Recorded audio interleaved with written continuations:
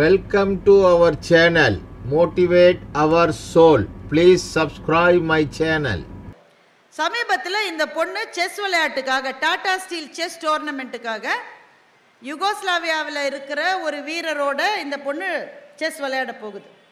அந்த ஆள் நடுன்னு இருக்கான், வெள்ளைன்னு நடுன்னு இருக்கான். இது சின்ன பொண்ணு. இது செஸ் விளையாட போகும்போது எல்லாரும் என்ன செய்வாங்கன்னா, உங்கள் ஆப்போனண்ட் யாராக இருந்தாலும் சரி கை குலுக்கணும். அது ஒரு எழுதப்படாத விதி. அது இப்போ நீங்கள் கிரிக்கெட்லலாம் பார்ப்பீங்க, அந்த எதிரெதிர் அணியாக இருந்தால் கூட கை குலுக்கிட்டு தானே போடுறாங்க. அது மாதிரி செஸ் விளையாட்டுலேயே அப்படி தான், யார் ஆப்போனண்ட்டோ கை குலுக்கணும். வைஷாலி பார்த்துட்டு எதிரில் இந்த வீரர் நிற்கிறாரு, பட்டுன்னு கையை நீட்டிருச்சு. அந்த ஆள் கெத்தா பதிலுக்கு கையை கொடுக்கலைங்க. அது எவ்வளோ அவமானம் இல்லை அது. அதுக்கு பிறகு மன்னிப்பெல்லாம் கேட்டார், அது வேற விஷயம். அந்த நேரத்தில் கை கொடுக்கல. இப்போ இது தெரியாமல் செஞ்சிட்டாலும் சொல்ல முடியாது, பார்த்துக்குங்க. இதெல்லாம் திட்டமிட்டு செய்வது. சில பேர் நீங்கள் போகும்போது உங்களை பார்க்காத மாதிரியே எதிரில் கடந்து போயிருப்பாங்களே, யாருக்குமே நடந்தது இல்லையா? நான் இப்போ சொல்கிறேன் கேட்டுங்க, சத்தியமாக உங்களை அவங்க பார்த்துட்டு தான் பார்க்காத மாதிரி போயிருக்காங்க. அப்படி இல்லை, அப்புறமா ஓ நீ எதிரில் போனியா, நான் போய் இப்போ அதை கவனிக்காத மாதிரி போகிறதுல ஒரு கெத்து இருக்குல்ல, அந்த கெத்தை பார்த்த உடனே உங்கள் மனசு சுருங்கும் இல்லை, அந்த சுருக்கத்துக்காக செய்யப்பட்டது அது. மறந்துடாதீங்க. உடனே பதிலுக்கு போய் என்னப்பா நீ என்னப்பா அப்படி கேட்காதீங்க, தயவு செஞ்சு அவமானப்படுவீங்க. இன்னொரு சந்தர்ப்பத்தில் அவங்க உங்கள் முன்னாடி வர்ற போது நீங்களும் பார்க்காத மாதிரியே போகிறதுக்கு ஒரு வாய்ப்பு உங்களுக்கு இருக்குல்ல, அந்த வாய்ப்பை விட்டுறாதீங்க. இதில் எப்பவுமே நல்லவனாகவே இருக்க முடியாது வாழ்க்கையில். ஒவ்வொரு சமயத்தில் திருப்பி கொடுக்க வேண்டிய நேரத்தை திருப்பி கொடு. சிவாஜி படம் பார்த்தீங்களா? என்னங்க சிவாஜி படம் கூட பார்க்கலையா? சூப்பர் ஸ்டார் அடிப்பார்ல, 1 2 3 பாரு, என்ன 1 2 3 திருப்பி கொடுக்கணும் இல்லை, அதுக்காக நான் என்றேன்னு சொல்லுவார்ல. எனக்கு ரொம்ப பிடிச்ச சீன் அந்த படத்துலேயே அதுதான். நீங்கள் திருப்பி கொடுப்பது அன்பாலும் திருப்பி கொடுக்கலாம், அல்லது அவர்களுக்கு எது தேவையோ அதாலும் திருப்பி கொடுக்கலாம். ஆனால் வாழ்க்கை என்பதிலே போர் இருக்கிறது, மறந்து விடாதீர்கள். ஸோ வைஷாலி கையை நீட்டினாங்க, அந்த ஆள் அதை சட்டையே பண்ணலைங்க. அதுவும் he also came late for the tournament. யாருமே டோர்னமெண்ட்டுக்குள்ள லேட்டாக வர மாட்டாங்க. ஒரு 5 நிமிஷம் நம்ம லேட்டாக வராரு. அது இந்த பொண்ணு கை கொடுத்து நேரம் விளையாட ஆரம்பிச்சிட்டாரு. இதெல்லாம் ஒரு சைக்கலாஜிக்கல் டாக்டிக். எதிராளியினுடைய மனத்தை சுருங்க செய்கிற போதே நீங்கள் வெற்றி கண்டு விட்டீர்கள் என்று பொருள். அந்த மனத்தை சுருங்க செய்வதற்காக செய்யப்படுவது இதெல்லாம். இப்போ நாம இருந்தால் என்ன பண்ணுவோம், ரொம்ப அழுவாச்சின்னா என்ன, நான் கை கொடுத்தா கூட இந்த ஆள் கையே கொடுக்கல, இல்லாட்ட மனசுக்குள்ளே எண்ணி. வைஷாலி அதெல்லாம் செய்யலை. 1 நிமிஷம் அது இருந்தாங்க, அப்புறம் குனிஞ்சு செஸ் போர்டை பார்த்தாங்க. அதற்கு பிறகு வைஷாலியினுடைய கண்களுக்கு தெரிந்ததெல்லாம் அந்த 64 கட்டங்கள் மட்டும்தான். எதிரில் இருக்கிற ஆளை பார்க்கவே இல்லை.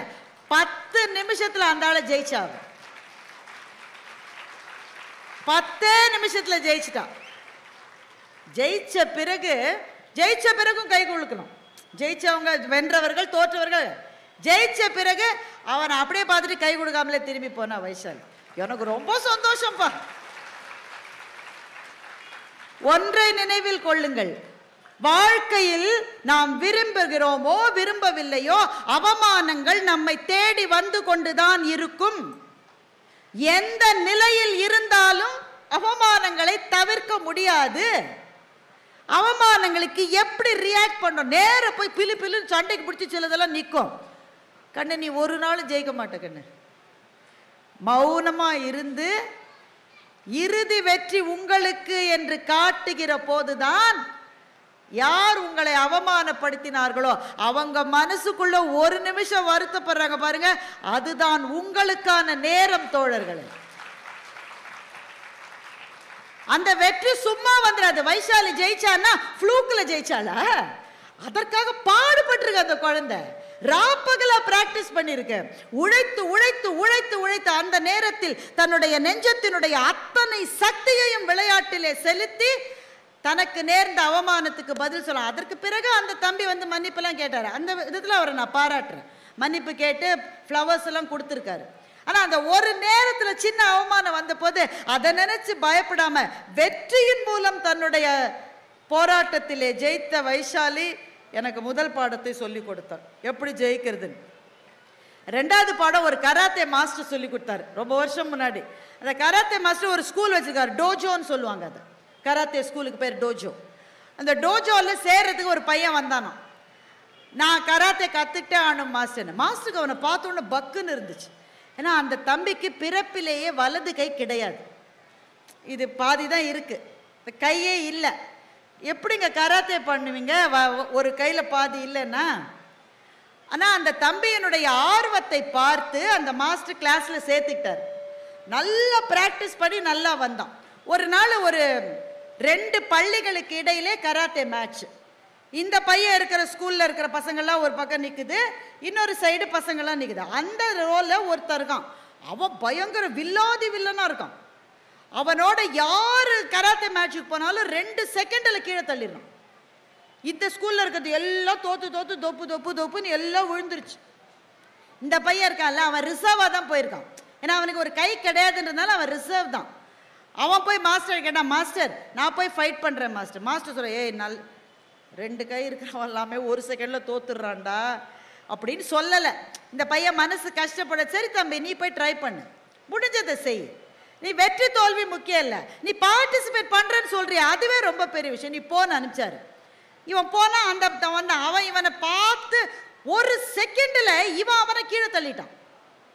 எல்லாருக்கும் நம்பவே முடியல.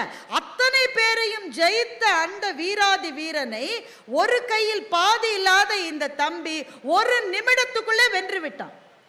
கப்பா அவனுக்கு கொடுத்துட்டு மாஸ்டர் கிட்ட, என்னடா பண்ண, இந்த கிளாஸ்ல உன்னை விட சீனியர்ஸ் எல்லாம் ஏகப்பட்ட பேருக்கு, அவெல்லாம் பொத்து பொத்துன்னு விழுந்து இன்னும் கூட எந்திரிக்காம இருக்கான், நீ எப்படிடா ஜெயிச்ச? இந்த பையன் சொன்னா, ஒன்றும் இல்லை சார், நான் அவன் விளையாடுற மேட்ச் ஒவ்வொன்றுத்தையும் பார்த்துக்கிட்டே இருந்தேன் சார். அவனுடைய டெக்னிக் என்ன தெரியுமா, எதிரில் வர ஆளோட வலது கையை பிடிச்சி இழுத்துறான், அதுக்கு அப்புறம் இடது கையால் அடிக்கிறான், இதுதான் அவனோட டெக்னிக்கு. நான் போய் நின்னேன்னா அவன் பிடிச்சி இழுக்கிறதுக்கு எனக்கு கையே இல்லை, அவன் எதடா பிடிக்கிறதுன்னு பார்க்குற நேரத்துக்குள்ள அவனை அடிச்சு நான் கீழே தள்ளிட்டேன்னு. இது 2வது முக்கியமான பாடம் நண்பர்களே. எது உங்களினுடைய பலவீனம் என்று நினைக்கிறீர்களோ பல சமயத்தில் அதுதான் உங்களினுடைய பலமாக இருக்கும். அதையே அப்படியே திருப்பி போடுங்க.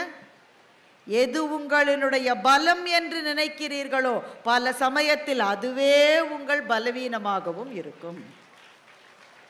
இப்ப நமக்கு நிறைய பலவீனங்கள் இருக்கு, வீக்னஸ் இருக்குன்னு நமக்கு தெரியும்.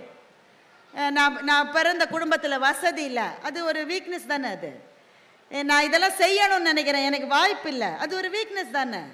இதெல்லாம் பலவீனம்னு நினைக்கிறோம்னா எது உங்களினுடைய பலவீனமோ பல சமயங்களில் அதுவே உங்கள் பலமாக இருக்கும் என்று நம்புகிறவர்கள் வாழ்க்கையில் போராட்டங்களில் வெற்றி அடைகின்றார்கள். 3வது வேகமாக சொல்லி முடிச்சிடுறேன். என் ஃப்ரெண்டு ஒருத்திக்கு நடந்தது. அவளுடைய ஆஃபீஸில் ஒரு பெரிய பொசிஷனுக்காக அப்ளை பண்ண சொன்னாங்க. இந்த பொண்ணு அப்ளை பண்ணியிருந்தா, இன்னொருத்தரும் அப்ளை பண்ணியிருந்தார். இவளுக்கு தான் தகுதி அதிகம், ஏன்னா அந்த ப்ரமோஷனுக்கான எல்லாமே அவள்கிட்ட தான் அதிகமாக இருந்தது.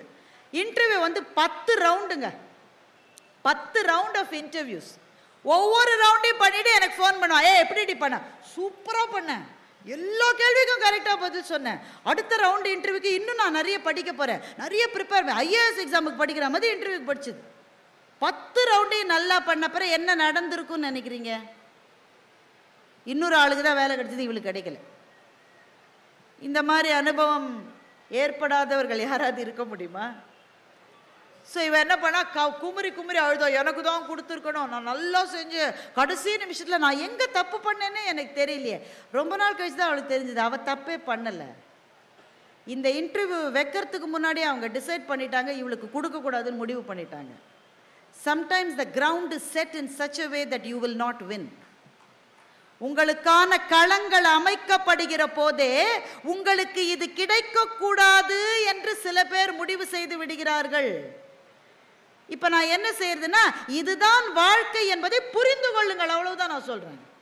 உங்களுக்கான நேரம் வரும் வரையில் காத்திருங்கள். வள்ளுவர் அழகாக சொன்னார், ஓடு மீன் ஓட உருமீன் வருமளவும் வாடி நிற்குமான் கொக்கு. இது ஔவையார் சொன்னார், ஓடு மீன் ஓட உருமீன் வருமளவும் வாடி நிற்குமான் கொக்கு என்று ஔவையார் சொன்னார்.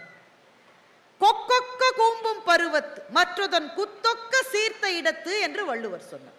வள்ளுவர் சொல்கிறார், கொக்கு போல காத்திரு, வெயிட் பண்ணிட்டே இருக்குது. சின்ன மீனெல்லாம் போயிட்டே இருக்கு, கொக்கு சாப்பிட மாட்டேங்குது. ஏன் சாப்பிட மாட்டேங்குது? அதுக்கு தான் பசியா இருக்கே. சின்ன மீன் போனா சாப்பிடலாம் தானே, சாப்பிடாம காத்துக்கிட்டே இருக்கு. ஏனென்றால் சின்ன மீனை வாயிலே போட்டு சாப்பிட்டால் அந்த நேரத்தில் அதற்குரிய பெரிய மீன் வருகிற போது இதை துப்பிட்டு அதை பிடிக்கிற அளவு டைம் இருக்காது. நான் பசியா இருந்தாலும் இருப்பேனே தவிர எனக்கு தேவையான மீன் வரும் வரையில் நான் காத்திருப்பேன் என்று கொக்கு காத்திருக்கின்றது. அதை போல சில சமயங்களில் சில களங்கள் உங்களுக்காக இல்லாமல் வேறு ஒருவருக்காக அமைக்கப்படும். இது வேறு ஒருவருக்கான களம்னு தெரியாமலே நீங்க போய் விளையாடி தோத்துட்டேன். தோல்வி உங்களுக்கு அல்ல, உங்களை அந்த பதவியிலே அமர்த்த முடியாதவர்கள் தான் தோற்று போனார்களே தவிர நீங்கள் தோற்கவில்லை. உங்களுக்கான நாள் வரும், காத்திருங்கள். அப்ப இந்த போராட்டத்திலே பற்றி நான் தெரிந்து கொண்ட 3 பாடம். 4வது ஒரு பாடம் நான் தெரிஞ்சுக்கிட்டேன். அதை வள்ளுவர் தான் சொன்னாரு. அந்த குறளை முன்பே நான் சொன்னேன். எதை செய்ய போனாலும் இதெல்லாம் யோசின்றார் வள்ளுவர். வினை வலியும் தன் வலியும் மாற்றான் வலியும் துணை வலியும் தூக்கி சேர். அதுல முதல் 3 உங்களுக்கு புரியும். எது செய்ய போனாலும் செய்ய வேண்டிய வேலையை அசஸ் பண்ணு. செய்யறீங்களா? செய்வீங்க. தன் வலி, எனக்கு முடியுமா முடியாது, அசஸ் பண்ணுவீங்களா? பண்ணுவீங்க. மாற்றான் வலி, எதில் நிக்க போறானே அவனுக்கு என்ன ஸ்ட்ரென்த், அதையும் பார்ப்பீங்க. 4வது வள்ளுவர் ஒன்று சொல்லுவாரு, துணை வலி. அவனோடைய ஃப்ரெண்டு யாருன்னு பாரு, உன்னோட ஃப்ரெண்டு யாருன்னு பாரு. உன்னோட ஃப்ரெண்டு எல்லாம் பிபி வந்தவ சுகர் பேஷண்ட்ல இருந்தால் நமக்கு அடியாளம் இருக்கான்னு சந்தானம் ஒரு படத்தில் சொல்லுவார்ல, அந்த மாதிரி ஏத்த சாப்பனா இருந்தா யோசிச்சுப்போ.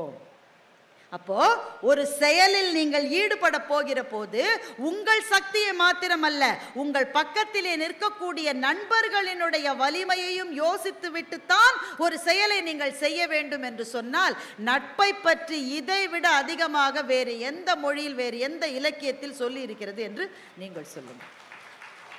அந்த நாள் ஞாபகம் நெஞ்சிலே வந்ததே நண்பனே வாலி எழுதினார். இந்த நாள் அன்று போல் இன்பமா இல்லையே, அது ஏன் ஏன் நண்பனே என்று கேட்டார். சிவாஜி இறக்க ஓடிக்கிட்டு அந்த பாட்டை பாடுவார். அவரும் பள்ளியில் அவரோடு படித்த நண்பர் மேஜர் சுந்தரராஜன் 2 பேரும் ஓடிக்கிட்டு அதை பாடுவாங்க. இந்த பாடல் எல்லார் வாழ்க்கையிலும் நடக்கும். பள்ளிக்கால நண்பனை பார்க்கிற போது நெஞ்சுக்குள்ளே வருகிற சொல் அந்த சொல் தான். இந்த நாள் அன்று போல் இன்பமா இல்லையே, அது ஏன் நண்பனே என்றால், நண்பனோடு சேர்ந்து கழித்து மகிழ்ந்த காலங்கள் தான் வாழ்க்கையில் உண்மையான மகிழ்ச்சியான காலங்கள். இப்போது அப்படிலாம் நிறைய பேசுறதுக்கு டைம் இல்லைங்க. வீட்டில் வேலை இருக்கு, வெளியில வேலை இருக்கு, பிள்ளைங்களை பார்க்க வேண்டியிருக்கு. இத்தனையும் இருந்தாலும் வாழ்க்கையில் ஏதோ ஒரு கணத்தில் உங்கள் நெஞ்சம் யாராவது ஒருத்தர்கிட்ட ஷேர் பண்ணிக்கணும்ன்ற ஒரு எண்ணம் வருகிறது அல்லவா? அப்போ வீட்டுக்காரர்கிட்ட பண்ணிக்கலாம், வீட்டுக்காரம்மாட்ட பண்ணிக்கலாம். சில சமயம் அவங்களுக்கு கூட நம்ம மனசு புரியாது சார். அவங்களுக்கு கூட அவங்க தான் ரொம்ப நம்ம கூட இருக்க போறவங்க, அதுதான் உண்மை. ஆனால் அவர்களுக்கு கூட நம்முடைய நெஞ்சத்தினுடைய சில படிமங்கள் தெரியாது. அதை கூட தெரிந்த ஒரு நண்பர் இருந்தால் அவங்களுக்கு ஃபோன் பண்ணி சொல்றீங்க பாருங்க, அந்த நேரத்தில் மனதுக்குள்ளே ஒரு பூ பூத்தாது மாதிரி ஒரு மகிழ்ச்சி வருகிறது. அந்த மகிழ்ச்சி தான் வாழ்க்கையை திரும்ப திரும்ப அழகாக்குகிறது. எனவே இனிய நண்பர்களே, இவ்வளவு பெரிய புத்தக திருவிழாவில் இந்த மகத்தான புத்தகங்களை வழிபடுகிற ஒரு மக்களினுடைய சபை முன்னால் நிறைவு நாளன்று என்னை நீங்கள் நிற்க வைத்திருக்கிறீர்கள். ரொம்ப மகிழ்ச்சி, ரொம்ப மகிழ்ச்சி. இந்த புத்தகத்துக்கு விற்பனை ஸ்டால்லேருந்து வாங்கியிருப்பீங்கன்னு நினைக்கிறேன். வாங்கலைன்னு இன்னும் டைம் இருக்குது, இப்போ கூட போய் வாங்கலாம். சில பேர் சொல்கிறாங்க எங்கள் வீட்டுக்காரம்மா வாங்க விட மாட்டேங்குதுன்ற. போன வருஷம் வாங்கி நீ படிச்சியாங்குது, அதுவே இன்னும் இருக்கு. அப்போது புத்தகங்கள் படிக்கிற போது சில தடைகள் வரும், அது இயல்பு தான். ஆனால் அந்த தடையை கடக்கிற வரை நீங்கள் முயற்சி செய்து அதை தாண்டி போய்விட்டால் உங்களுக்கான ஒரு பெரிய சாம்ராஜ்யத்தை புத்தகங்கள் உருவாக்கும். நீங்கள் வாழ முடியாத வாழ்க்கையை எல்லாம் உங்களை வாழ வைக்கிற வல்லமை புத்தகங்களுக்கு மாத்திரம்தான் இருக்கிறது. நீங்கள் இந்த காஞ்சிபுரத்தினுடைய வெயிலில் உட்கார்ந்து கொண்டு ரஷ்யாவினுடைய ஸ்டெப்பி புல்வெளிகளில் வாழுகிற ஒரு மன உணர்வை உங்களுக்கு ஏற்படுத்துவதற்கு எதனால் முடியும் என்றால் புத்தகங்களால் மாத்திரம்தான் முடியும். வாழ்க்கையில் எவ்வளவோ கேள்விகள் இருக்கிறது, எவ்வளவோ தோல்விகள் இருக்கிறது, அவமானங்கள் இருக்கிறது. வாழ்க்கையில் ஒரு புத்தகத்தை பிடித்து கொண்டு ஏறி அந்த தோல்வியையும் அவமானத்தையும் கடந்தவர்கள் ஆயிரம் ஆயிரம் ஆயிரம் பேர் இருக்கிறார்கள். உங்களுக்கான அந்த புத்தகத்தை தேடுங்கள், அதை படியுங்கள். ஒரு புத்தகம் இன்னொரு புத்தகத்துக்கு உங்களை அழைத்து செல்லும். ஒரு எழுத்தாளர் இன்னொரு எழுத்தாளருக்கு உங்களை அறிமுகப்படுத்துவார். அப்படி ஏறி ஏறி ஏறி போய் நீங்கள் படிக்கிற போது மனதிலே உங்களுக்கு கிடைக்கின்ற அந்த நிறைவு இருக்கிறதே, வாழ்க்கையில் வேறு எந்த செல்வமும் அந்த நிறைவை தராது. புத்தகங்கள் மாத்திரம்தான் அந்த நிறைவை தரும். எனவே சிவகாமியின் சபதத்திலிருந்து நான் ஆரம்பித்தேன். இந்த மண்ணிலே தோன்றிய கதை அது. இந்த மண்ணிலே தோன்றிய கதைகளையே நீங்கள் படிக்க ஆரம்பிக்கலாம். எதை படித்தாலும் இன்னைக்கு ஒன்று படித்தேன்ப்பா ரொம்ப நல்லா இருந்ததுன்னு சொல்லுவதற்கு ஒரு நண்பர் கூட இல்லாவிட்டால் படித்ததன் சுவை கூட இல்லாமல் தானே போய்விடுகிறது. கல்யாண்ஜியினுடைய ஒரு கவிதையை படித்தேன். மரத்திலிருந்து ஒரு பூ விழுந்ததை பற்றி எழுதியிருக்கிறார். பெரிய விஷயமே கிடையாது, மரத்திலிருந்து ஒரு பூ விழுந்திருக்கு. அந்த மலர் அப்போதுதான் கிளையிலிருந்து விழுந்தது. கொஞ்ச நேரம் எடுத்துக்கொண்டு சரியாக மண்ணில் அமர்ந்து கொண்டது. விழுந்த பிறகு தான் விழுந்த கிளையை அது ஒரு முறை கூட திரும்பி பார்க்கவில்லை. இதுவரை மலர்ந்ததற்கான எந்த பெருமிதமும் அதனிடம் இல்லை. இப்போது விழுந்து விட்டதற்கான கழிவிறக்கமும் அதனிடம் இல்லை. அது அப்படியே மண்ணிலே அமர்ந்திருந்தது, ஒரு விடையை சரியாக எழுதிவிட்டது போல என்று கல்யாண்ஜி ஒரு கவிதையை எழுதுகின்றார். சில சமயம் வாழ்க்கையில் ஒரு இடத்துல இருந்து நம்ம கீழே விழுந்துருவோங்க, அப்படிதானே? கீழே விழுந்துருவோம். விழுந்த பிறகு ரொம்ப கஷ்டமா இருந்தால் இந்த கவிதையை படிங்க.